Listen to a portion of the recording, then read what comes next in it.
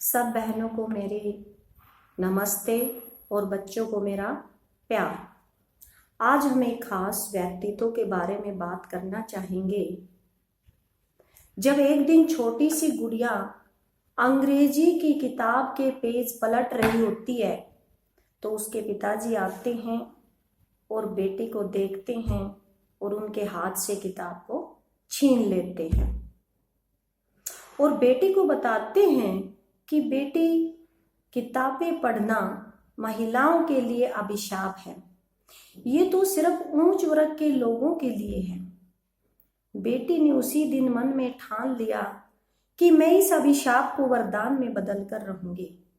मैं पूछना चाहती हूँ कि आज हम शायद अपने देश की पहली महिला अध्यापिका को भूल चुके हैं, जिस नारी ने हमें शिक्षा का अधिकार दिलाने के लिए समाज के लोगों से गोबर, कीचड़ और पत्थर खाए और इस पुरुष प्रधान समाज से लड़ते हुए हमें शिक्षा का अधिकार दिलाया।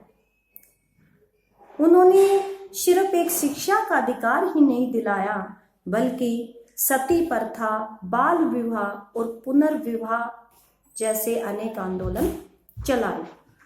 उन्होंने आगे बढ़ते हुए मात्र 4 साल में एक के बाद एक 18 विद्यालय बालिकाओं के लिए खोल दिए। शिक्षा का अधिकार दिलाने वाली इस नारी का नाम है माता सावित्रीबाई फुले। वे शस्त्र के अभाव में, ज्ञान के प्रकाश में शब्द शब्द कह चली, शब्द शब्द लिख चली, सिहनी दहाड़ चली, कुरीतियों को ताड़ चली, मानवता की राह पर अबला की पहचान बनी। 19वीं सदी की इस महान समाज सुधारक नारी का जन्म महाराष्ट्र के सितारा जिले के एक छोटे से गांव में किसान के परिवार में हुआ। मात्र 9 साल की आयु में ही 1840 में उनका विवाह ज्योतिराव फुले के साथ कर दिया गया। उनके पति ने उनकी शिक्षा की भूख को देखा और उनकी मदद की।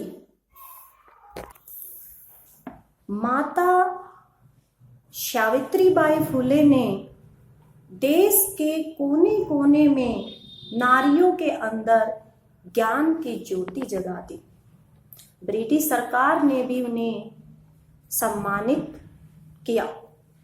1890 में जब महात्मा ज्योतिराव फुले की मृत्यु हो गई थी, उसके बाद माता सावित्रीबाई फुले ने सत्य शोधक समाज का कार्यभार संभाला और 2 पुस्तकें भी लिखी। एक काव्य फुले, दूसरी सुबोध रत्नाकर। 1897 में जब हमारे देश में प्लेग की बीमारी फैली हुई थी, उस समय माता सावित्रीबाई अस्पताल में जाकर मरीजों की सेवा कर रही थी, तो वो भी प्लेग की चपेट में आ गई और हमारे से सदा सदा के लिए बिछुड़ गई। उनको भारतीय नारी मुक्ति आंदोलन की जननी माना जाता है। मैं पूछना चाहती हूँ कि हे माँ, तूने ऐसा कैसे किया कमाल, जब हमें इस ज्ञान रूपी रास्ते पर न था चलने का अधिकार। तूने खोला वो पाठशाला का द्वार, हर नारी के लिए लड़ गई दिलाने उन्हें शिक्षा का अधिकार। थी कितनी माँ चेतना तुम में, थी कितनी प्रेरणा माँ तुम में, आंखें नहीं जब उठा पाते थे, घूंघट में जीवन दफना जाते थे। तूने कैसे थी माँ मुक्ति पाए, फिर से पूछना चाहती हूँ माँ, तूने ऐसा कैसे किया कमाल माँ।